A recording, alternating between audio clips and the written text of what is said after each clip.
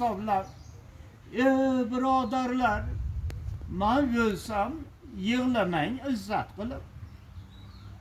Men yig'iga ham loyiq odam emasman. Yig'lamang izzat qilib. Saqlamang bog'rat yerimga, yo'l bering sur'at qilib. Bu sahona ostiga tashlang, xor etib osuv tanim. Aytingiz, nega Xudoga o'lmading toat qilib?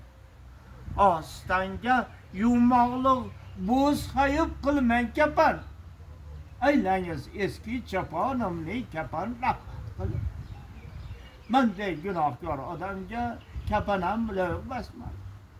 Eski choponimga o'rab ko'm qo'yinglar. Men shunga loyiqman. Ip solib sudrang oyog'imdan laqatga borgicha, kim meni ko'rsa Xudoga yig'lasin ibrat qilib. Menday gunohkor odamga to'tam loyiq basman. Ayağımdan arqanda baylab, ko'madigan joyga sudira boringlar. Bag'dagi ko'rgan odamlar dod desin, yig'lasin. Bir kun holimiz, ahvolimiz shu ekan. Shumligimdan biz qutuldik, divan piri juvon. Tobitimning orqasidan tosh oting kulfat. O'sha sudrab ketayotganda shu gunohkor odamlar qutuldi deb orqamdan erkeğe xotin toshvaran qilinglar.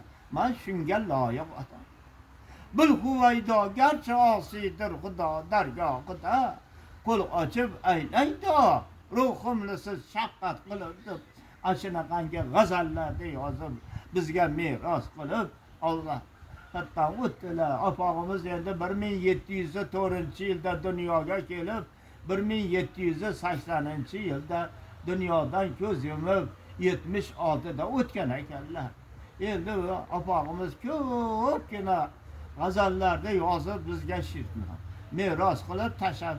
Bu opog'imni yaqin 1000 ta kitoblarini chiqardim. Huvaydo qildi ishq degan kitoblar. O'zimnikidan ham chiqardim. Endi odoq bo'ldiki, yangi odamlarga beraveraman. Ashuna bo'lishadi endi.